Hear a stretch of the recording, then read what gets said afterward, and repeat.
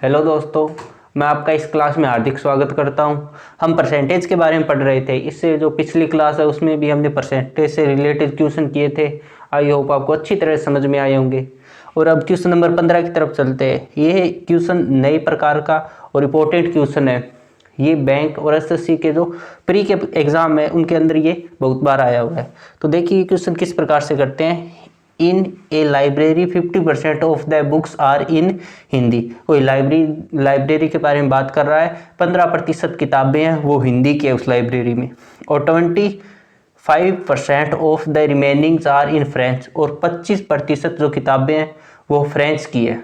And 16:2/3 ratio of the remaining are in English, और 16/2/3% जो किताबें जो सेंस बची है वो किसकी है, इंग्लिश की है। And the rate of 3434 books are in Punjabi, और जो 3434 जो किताबें हैं वो दे रखी है हमें पंजाबी की। Found the numbers of books in library, हमें जो लाइब्रेरी के अंदर जो टोटल जो किताबों की संख्या है उन्हें हमें ज्ञात करना है। इंपॉर्टेंट क्वेश्चन है। देखिए किस प्रकार से करते हैं ये क्वेश्चन। गिवन दैट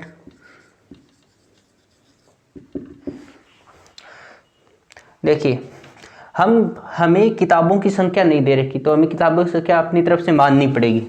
तो मैंने क्या लिखा, let the numbers of books be equal x. तो किताबों की संख्या मैंने एक्स मान ली है।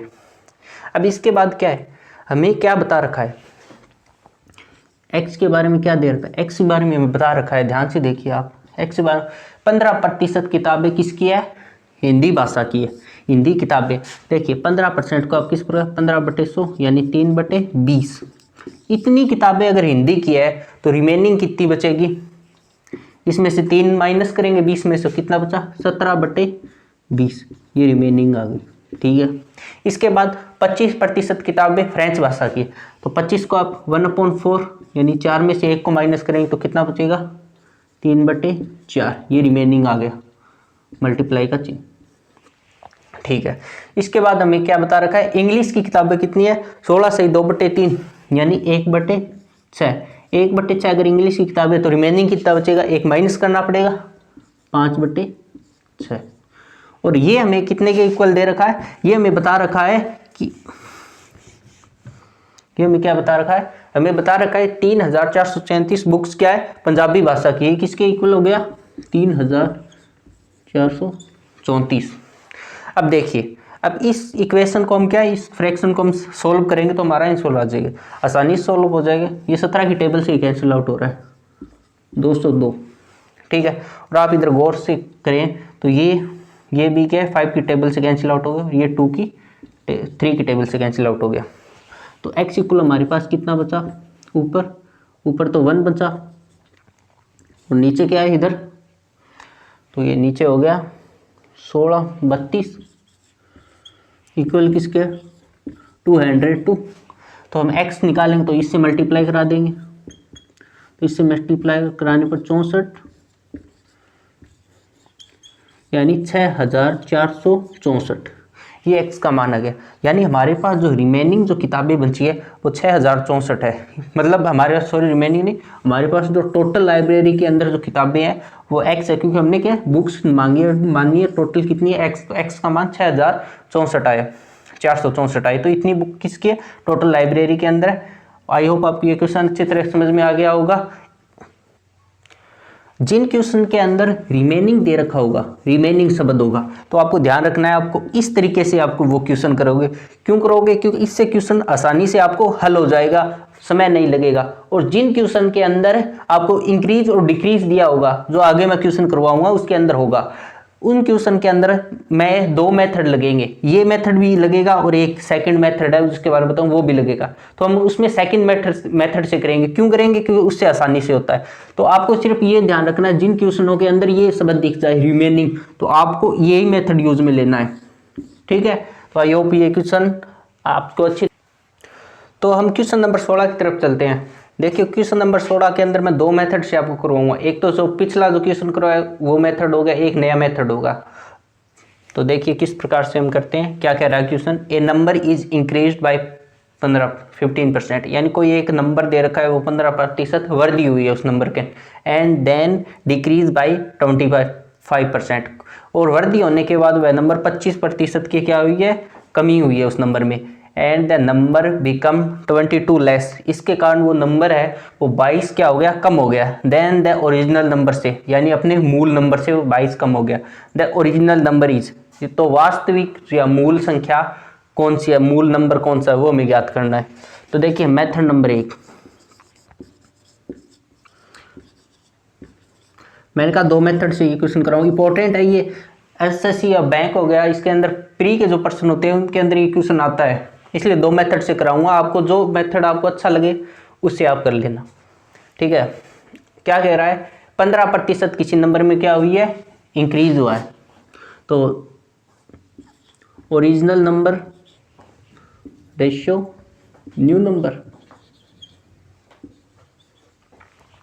15% की क्या कह रहा है, वृद्धि हुई है। 15% क्या होता है, 3/20, यानी कितना हुआ, 20 से 23 हो गया।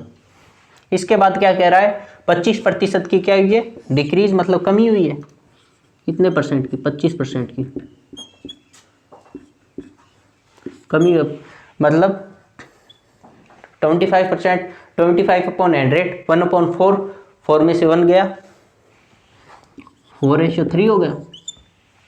इसके बाद क्या कह रहा है, 22 के 22 कम हो जाता है, तो अब इधर तक देखिए आप, अब हम नंबर ज्ञात कर रहे हैं, यानी वो संख्या कौन सी है, तो ओरिजिनल से ओरिजिनल का गुना और न्यू से न्यू का गुना, तो ये कितना हो गया 80, ठीक है 69।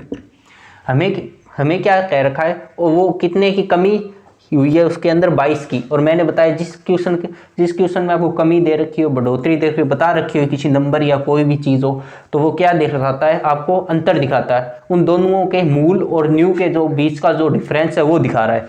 हमारे पास वो डिफरेंस कितना आता है, 11 आता है, जबकि हमें कितना बता रखा है, 22 यानी 22, तो इधर 1 की वैल्यू हमारे पास कितनी प्राप्त होगी, 2 प्राप्त हो गई। तो हमें क्या निकालना है, ओरिजिनल नंबर निकालना है, ओरिजिनल हमारे पास कितना है 80, तो 1 की वैल्यू 2 के बराबर है, तो 80 को 2 से मल्टीप्लाई कराने पर 160, तो ये क्या है 160 क्या है वो नंबर है, तो ये मेथड नंबर 1 है। मैं आपको कहूँगा कि अगर ऐसे पर्सन हो जिनमें इंक्रीज और डिक्रीज दे रखा हो तो मेथड नंबर 1 का यूज़ करना आसानी से होगा। मैं मेथड नंबर 2 भी करवाता हूँ, वो देखिए क्या है, वही मेथड है जो पिछले क्वेश्चन में हमने किया था, और जो जिनके अंदर रिमेनिंग दे रखा हो जिस प्रकार जो पिछला क्वेश्चन था उनके अंदर मेथड नंबर 2 से आप यूज करेंगे, क्योंकि वो 2 से आसानी से हो गए। तो जब भी तो मैं बता रहा हूँ जिनमें ये शब्द दिख जाए इंक्रीज डिक्रीज, तो आपके मन में आ जाना चाहिए मेथड नंबर 1 का यूज करेंगे, और जिनमें रिमेनिंग आ जाए तो मेथड नंबर 2 का यूज करेंगे। तो देखिए हमें मानना पड़ेगा क्योंकि हमारे पास नंबर हमें दे नहीं रखा, तो क्या करेंगे, लेट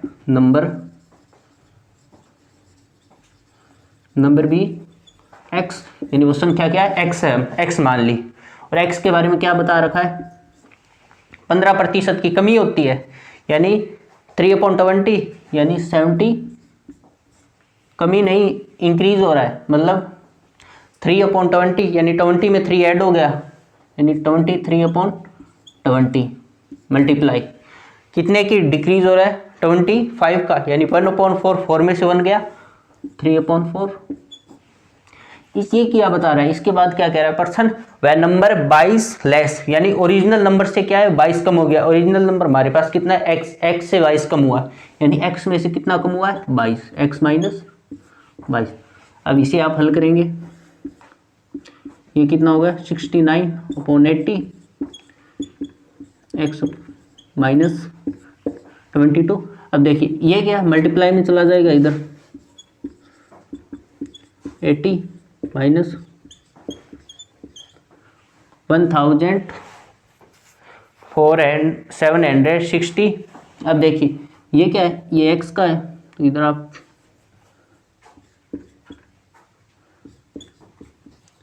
1760। अब देखिए इधर माइनस का चिन्ह है, ये क्या एक्स का फंक्शन है और ये भी क्या एक्स का फंक्शन है, तो एक्स में से एक्स का फंक्शन क्या होगा, माइनस होगा, तो इधर जाएगा ये माइनस का होगा, ये प्लस का 59 और माइनस का 80 में घटाएगा तो कितना बचेगा, माइनस का 11 बचेगा, क्योंकि माइनस की संख्या बड़ी है और इधर माइनस का ही दे रखा है 1760 है ये माइनस के। अब देखिए माइनस से माइनस का चिन्ह कैंसिल आउट हो गया, तो x इक्वल क्या आएगा 11, तो इससे इसे डिवाइड करेंगे तो कितना आएगा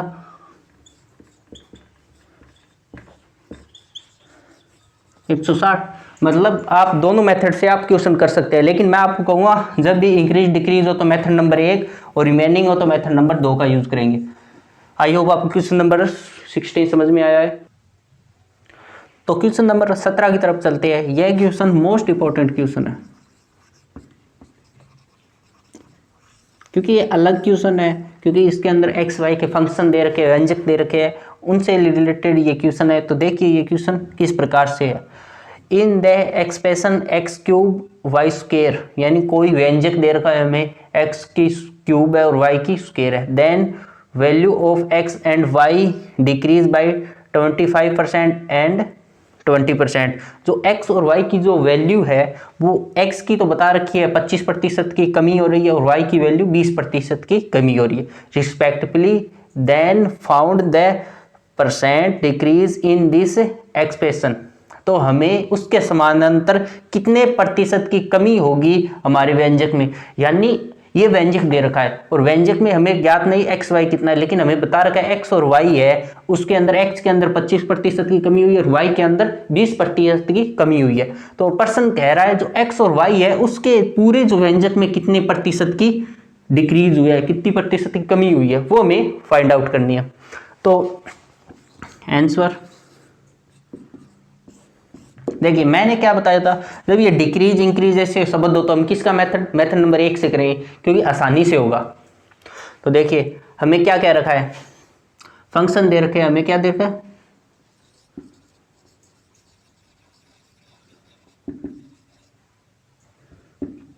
व्यंजक दे रखे हैं दो, कौन कौन से,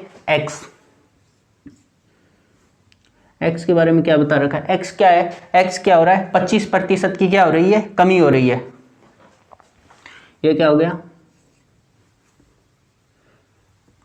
ओरिजिनल और ये क्या हो जाएगा न्यू, जो नया क्या बना है। देखो 25% की कमी हो रही है तो 1/4 4 में से एक गया, यानी 4:3 ये कमी हुई है। इसके बाद वाई के बारे में क्या बता रखा है, y के बारे में हमें बता रखा है y में 20% की कमी हो रही है, मतलब 1/5 यानी 5 से क्या हो रहा है 4 हो रहा है।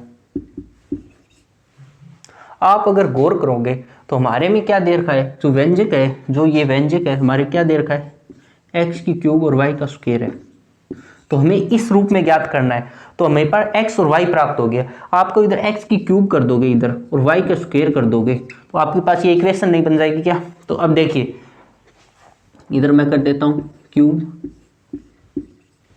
और y में क्या करनी है, स्क्वायर करनी है, और हमें ज्ञात क्या करना है वो भी आप इधर ही देख लो, x की क्या क्यूब और y का स्क्वायर, यानी मतलब ये दोनों एक साथ आएंगे, मतलब मल्टीप्लाई होगा। तो मल्टीप्लाई होगा तो हम आस पास में क्या है वज्र गुणा नहीं कर सकते, कैंसिल आउट हो जाएगा। तो देखिए ये 2 से क्या गया, इधर 1 बच गया, ठीक है। तो आप ध्यान देंगे ये क्या है 5 का स्क्वायर है, 5 को स्क्वायर से 5 के स्क्वायर से मल्टीप्लाई करेंगे तो कितना होगा 25, और इसके बाद 4 से मल्टीप्लाई करेंगे यानी 25 मल्टीप्लाई 4 इक्वल 100, ये 100 हो गया। इसे आप हल कर लेना देखो। और इधर कितना बचा, 3 की क्या है क्यूब है, 3 की क्यूब कितनी होती है 27। अब हमारे पास ये रेशियो प्राप्त हो गया इस पूरे एक्सप्रेशन मतलब इस व्यंजक का। और क्या प्रश्न पूछ रहा है, व्यंजक में कितने परसेंट की क्या है कमी हुई है। तो कमी आप देख लीजिए कितने की हुई है, अंतर कितने का आया दोनों में, आपको देख रहा है अंतर आया उसमें 73 का, 73 का, और किधर से आया 100 से आया, यानी 73/100। और परसेंट में पूछा तो 100 से मल्टीप्लाई कराओगे। तो अब ये 100 से 100 क्या होगा, कैंसिल आउट हो गया। तो हमारे पास क्या है, इधर लिख रहा हूँ मैं आगे, एक्स की क्यूब और वाई की स्क्वायर इक्वल कितना है 73। किस में आएगा, परसेंट में पूछ रहा है तो परसेंट में। तो ये आपका इधर पर्सन समाप्त होता है। ये क्या है, कितने प्रतिशत की कमी आई है वो इधर आपको पता चल गई। तो इससे रिलेटेड जितने भी क्वेश्चन आपको इस प्रकार से करने हैं, आई होप आपको ये सभी क्वेश्चन अच्छी तरह से समझ में आए होंगे। तो आज की क्लास में यहीं पर समाप्त करता हूँ। आप सभी का धन्यवाद।